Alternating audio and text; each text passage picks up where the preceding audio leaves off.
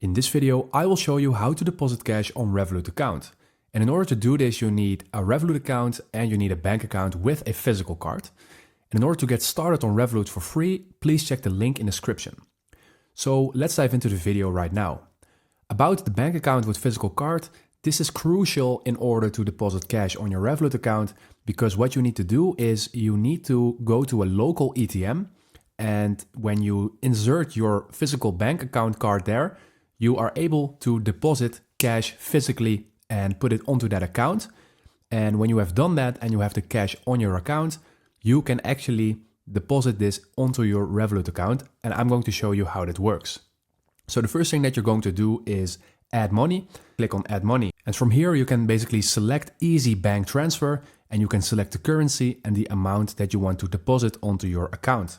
And after you're finished, you can click on continue. After this, you can choose a bank to transfer from, and this is based on your location. So if you're using a local bank, then select this bank and then move on to the next screen. In this screen, you will be redirected to the bank you've selected, and from there, you will basically follow every single step to transfer the money onto your account. And if your bank is not listed, then you should scroll down and click on Other. And in this screen, you will see the account details from your Revolut account.